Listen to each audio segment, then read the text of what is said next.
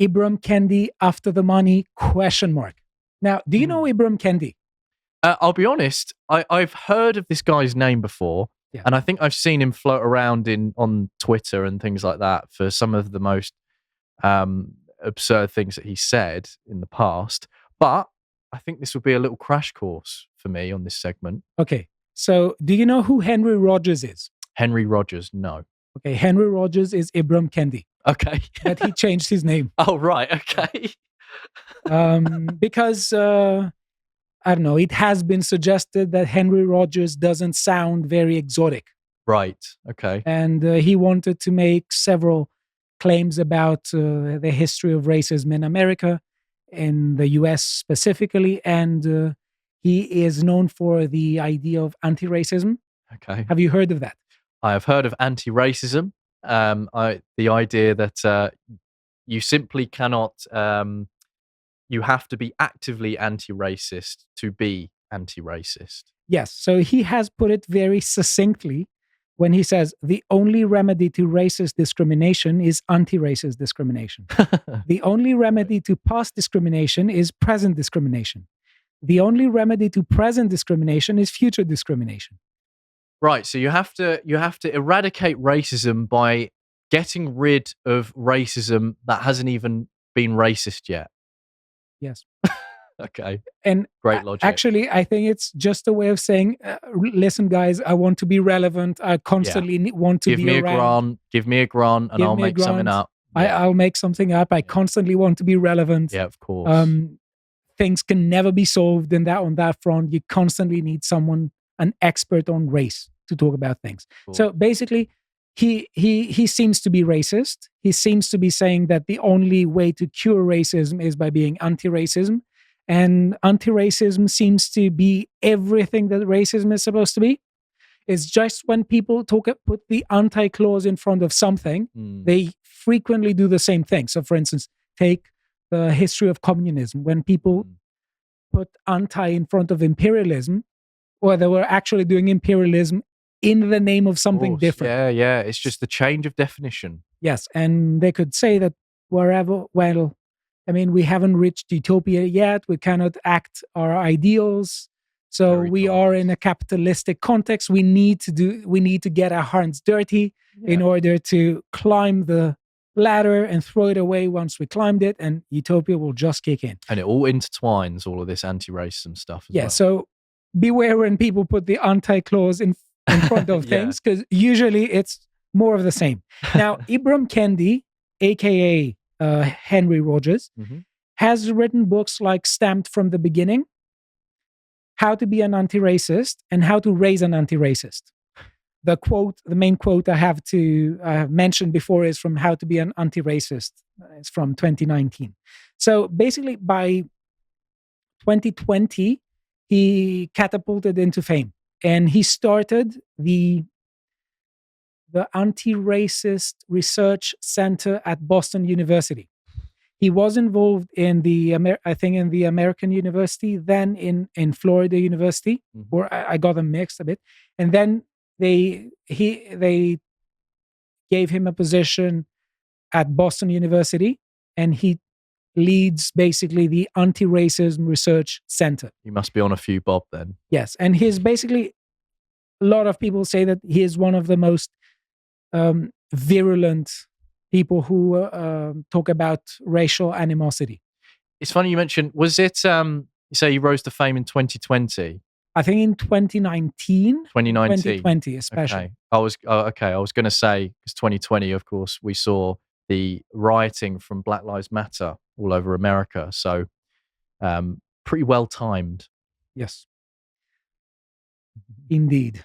So, and they were saying that he wants to be one of the major faces in that movement. Okay. And one of the only rivals is Nicole Hannah-Jones of the 1619 Project. Okay. And basically, the idea is that any kind of racial disparity, any kind of disparity between races is to be blamed on white people, on racial discrimination. Okay.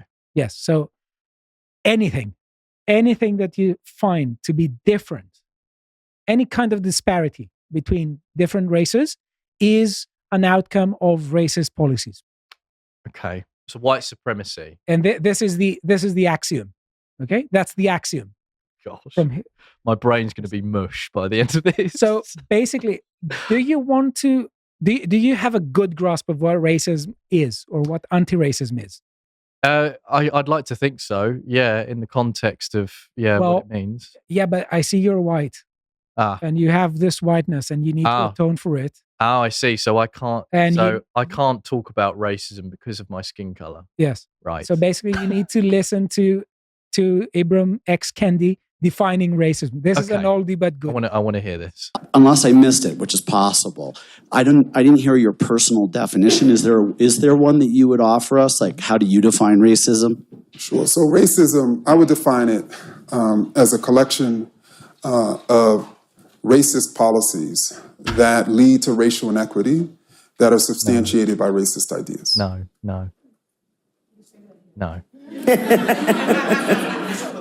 Sure. A collection of racist policies that lead to racial inequity that are substantiated by racist ideas. And anti-racism is pretty simple, using the same terms. Anti-racism is a collection of anti-racist policies leading to racial, anybody want to take a guess? Equity that are substantiated by anti-racist ideas. What? Just look. Awkwardly laughing. Thank you. Thank you for this. It's the most comprehensive talk I've seen on racism in my whole life. I really appreciate you. No. Yeah, how dare you question it? This is a hate crime. Yeah, this is a hate crime. Yeah, this is a hate crime. To be honest, like, it's unsurprising. It's unsurprising. To try and stay relevant, you have to just start adding in jargon in order to make yourself sound intelligent. Then you're already trying to put a front on. There's an extra thing, though. First of all, he doesn't seem to be given a definition. He says racism is racist policies, racist people who have racist ideas and they put forward. So at no place did he define racism. No. And I think that's an example of putting progressives on the spot. Yes. It's a good example of someone calling someone out and saying, what does this mean? And then you realize, hang on a minute, no, I don't know what it means, so I'm just going to make it up. And we need to do more of that. But I want to add something that very few people have added this. In fact, I mean, I haven't heard anyone talk about it, but I'm just saying it because there may have been people talking about it. He doesn't give a definition, and maybe, he doesn't have one. But what he says is actually showing something weird, because this is a circular definition. It's when the term you define appears in the statement that you use to define the term. Mm-hmm. This can happen in some cases. Like, for instance, when you talk about what is power. Sure. Some people say power, to have the power to do something is to have the ability. To have the ability is to use the skill. To have the skill is to have the capability. And ask them, what is to have a capability? Well, it is to have the power. That's a circular account of what happens. Mm-hmm. And it usually happens when we are taking something as a fundamental element of the universe. So this sounded a bit weird, and I'm not on something, don't worry. I'm not high on anything. But what I want to say is that on the one hand, it can be seen as profoundly stupid because he didn't give a definition. On the other hand, it may show that he thinks that racism is an integral and essential part of the universe. This is actually what his type of thinking conveys. That racism is just, it's everywhere around us. It's a force like, the forces of good and evil. Racism is just essential for the universe. I've noticed the conversation with progressives. It's, say you have a road or a motorway that you want to go from A to B, and they just start chucking up cones and hurdles and everything for you to somehow get out your car, jump over, move it round. It just is catching, they're going to just catch themselves out with this nonsense. So going back to what I said about calling this stuff out and asking for definitive definitions, there's one thing that I noticed that I need to address as well from that video. I've noticed people doing this, okay? What is your definition of something? What is your definition? That's got to stop. It's the definition, not your definition. It shouldn't be an idea of subjectiveness. It should be objective. This is the definition. We all agree. It shouldn't be, well, what's your definition of racism? No, it's the definition. I'm sick and tired of hearing it. Excuse me, it actually really annoys me because we've seen this language change time and time again for the last couple of decades, and it just gets so annoying. And this segment's going to really annoy me by the end of the. Yes. So I must say on this that I don't think this can happen. No. Because language is very fluid. Yes. And people use terms all the time in different ways. Sure. But I do think that what is important is to constantly try and confront people with their use of terminology. Yeah. And tell them, in what way do you use this term? Yeah. So when you want to talk about racism, what do you mean by racism? Yeah. When you want to talk about liberty, community, what do you mean? Because that should be a rigid answer. What is racism? Yes. You should be able to just say, not saying racist policies and shouldn't be. It should be just rigid. It means prejudice against someone for their skin color. Done. So let's say that he's not an idiot. Let's grant that assumption. And he actually thinks that racism is built into the universe. It's a fundamental element and dimension of the universe, like time or space, for instance. Okay. What if such a person came and told you, give me grants to conduct research on how to win racism? Wouldn't make sense, would it? How to win racism? Yeah. If he thinks that it's a fundamental... you can't... It's like, if by his logic, it's the same as trying to... Right, well, let's beat time. Yes. That's the logic he's going with. So, impossible. So, he is behind this Center for Anti-Racist Research. Right. It says, it has here the statement, be anti-racist. Yeah. And he was here, this is the anti-racist and systemic racism. Right. Anti-racist research. Right. Okay. What are they researching exactly? This is exactly the major question. This is what makes it very funny. Okay. And you found out what they're researching? No, I don't know. Because there is no research. I mean, but that is the issue. That's the absurdity of it. There is no research. I mean, when you research things, you need to have an open mind. You are searching for things. You are searching for answers that you don't think you have. But this person obviously has all the answers in his mind. Yeah. He has already decided that every racial disparity is to be traced back at racial policies. Right. He has already understood, he has already figured out in his mind that anyone who disagrees with him is a racist and he should be an anti-racist. Right. And so what's there to research? Does he mean everyone is racist? Like every race is racist? Or is it a particular race that is always racist? I think that is the idea. The latter. The latter is definitely an essential feature of the rhetoric. Could have guessed that I would say that the former could come in handy. Okay. Let's say you have some colleagues. Right. And you're researching with them things that you already think you know the answer to. Okay? Telling them that they are against the cause, that they are against the right side of history could come in handy, especially when you're running and administrating a center. Now, speaking of that, you could visit a website. Speaking of, you could say, Stelios versus technology. You could visit a website, lotuseaters.com, and you could subscribe to our website for just £5 a month and watch all our premium content. And you could have access to brilliant discussions, such as the one on cults, part 1, that Josh, Bo, and myself did on cargo cults. That's cool. It's a very interesting conversation. That's cool. Yeah. So they worshipped Western goods, aeroplanes, and boats that sprung up in response to contact with European civilization. Interesting. I won't say more. Check it out. Nice. Right. So let's see here. Before we talk a bit about this, let me just say, isn't this the exact person you think is cut out to administrate a research center? I mean, if guy, if there's any person in the world who should conduct research, it should be this guy. I mean, he gives such great definitions, so I'm sure his research will be simply accurate and cannot be fact checked. And he has an open mind. He doesn't have all the answers yet, so you bet that he'll be objective. So we have here a tweet by Christopher Rufo that says Ibram Kendi's anti-racism center is collapsing.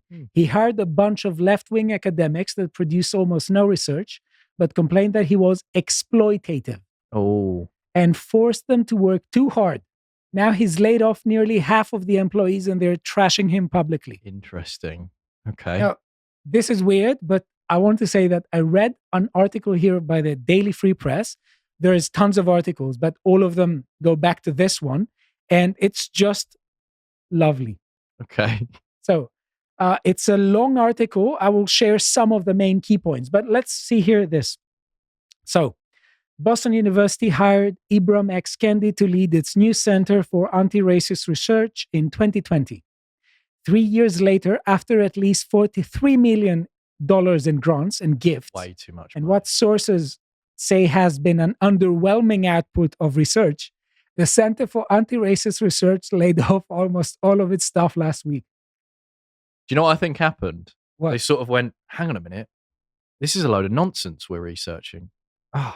Well, we got to give them something. So they've just delayed that for so long. I don't think they brought themselves to that conclusion. No. But I must say, honestly, just think of people who would give 43 million people for research to someone who already knows all the answers. And then they have the nerve. Honestly, I don't know if sentimentally I want him to get away with it. I don't know what he has done. There are plenty of allegations. I'm not making any statement.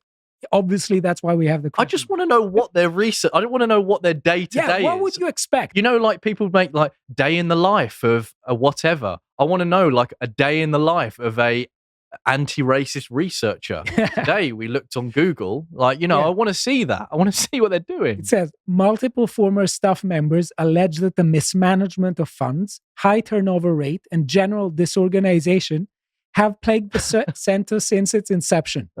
This is okay. High turnover rate here is the funniest thing. Yeah. Because allegedly you have this idea of let's fight meritocracy because meritocracy bad. Yep. But he has a very high turnover rate. Oh yeah. It's always the ones that shout the loudest that, can't seem to get it in order in that respect. They feel they have the need to take the attention and divert the attention there we go. away from their... Of course, their incompetence. Yeah. Yeah. The $43 million, according to 2021 budget records obtained by the Daily Free Press, includes general support, such as the $10 million from Twitter co-founder Jack Dorsey, as well as donations for specific projects. Interesting. So someone from Twitter, a co-founder, literally gave Kendi $10 million for research, for conducting a research that basically the answer there is already. These people have already decided that all racial disparities are caused by racial discrimination and that they have already built the framework with anti-racism and how to be. So there is nothing to research. Honestly, those of you who gave him money, just this level of stupidity should be illegal. I've got nothing to say. Yeah. I'm lost for words. We have more donors here. The document, which is not an all-inclusive list of donors, also lists TJ Maxx's foundation, Stop and Shop, and Peloton as donating over $1 million. Wow.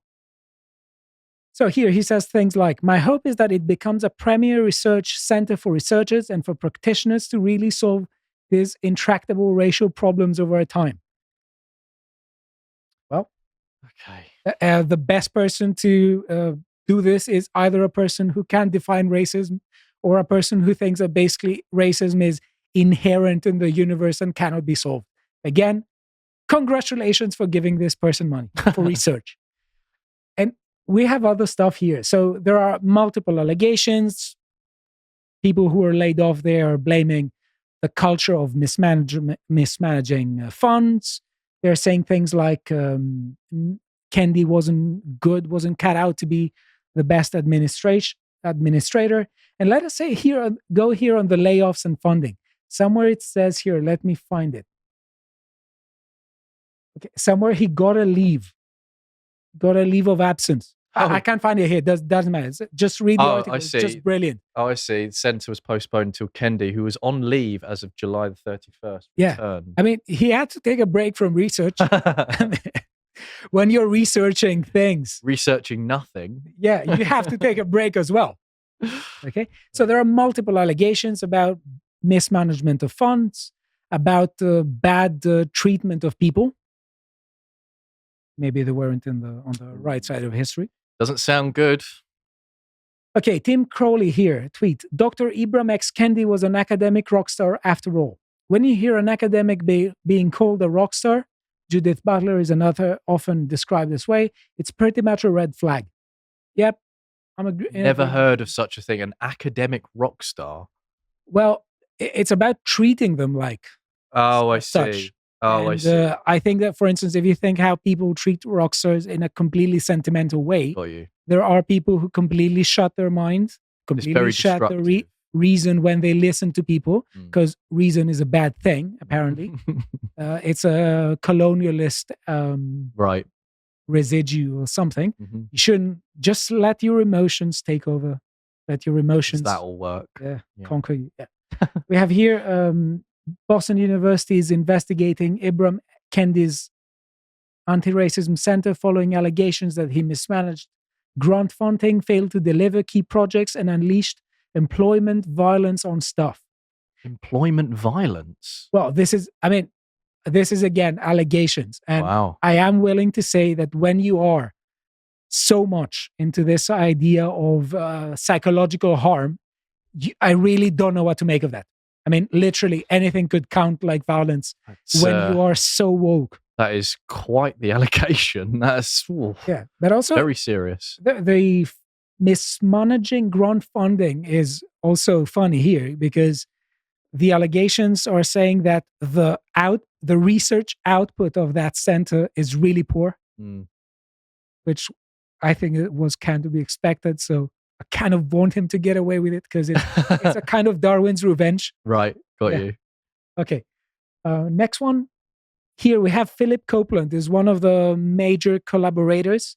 He was saying that Boston University needs to explain how one of its premier centers ended up in this situation and how mass layoffs are anti-racist. Oh, really? So mass layoffs are anti-racist? So this is a sort of anti-racist civil war here. Oh, I'm just...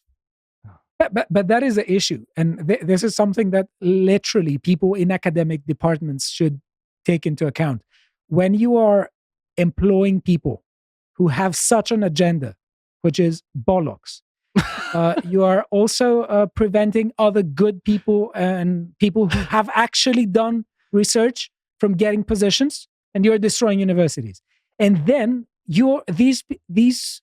this kind of rhetoric that you're allowing to grow will come and bite you. So I would laugh, but as we said before, there is such a thing as dangerous nonsense. Now let's go. Next one. We have more from the same allegations about how this was really bad practice. Not looking good for him. Yeah. And so we have here Coleman Hughes, who I think is a really brilliant voice. He has really interesting stuff to say. He says, so Kendi received tens of millions in 2020, did nothing with it, and alienated and mismanaged his entire stuff. I, for one, am shocked. Yeah. Interesting. So how does all this strike you? Again, I want to say these are allegations. Okay. But don't just see the point. Yeah, I mean, allegations, some serious allegations in there that definitely need to be investigated. And, if true, I mean, I'm not sure what the punishment is for all of that, but it's not looking good. We need some common sense. We do. Okay, when you give grants for research to someone who basically tells you just read between the lines, okay? Yeah. Read between the lines. He tells you there is nothing to be researched here. Yeah. All that is left is for me to sell books by just constantly describing everything as being an outcome of racism. Well, it's interesting stories of Black Lives Matter as well. A very well-known anti-racist organization, quote unquote, that there has been, I think in the UK, it's just come out about a fraud, misuse of money. which is here. Oh, right. Yeah. Oh, wow. I didn't even look. Yeah, this was just to end with this. Oh, brilliant. Okay. Black Lives Matter protester admits fraud over missing donations. Of course. I believe it's Zara Salim, co-founder of the group that toppled the statue of Edward Colston. Right. And she's talking here. She admitted, it says here, I'm just reading from the Times, a woman who helped organize the Black Lives Matter protests that toppled the statue of the slave trader Edward Colston has admitted fraud after £30,000 donated by the public went missing. Well, this is just went missing. Thin air.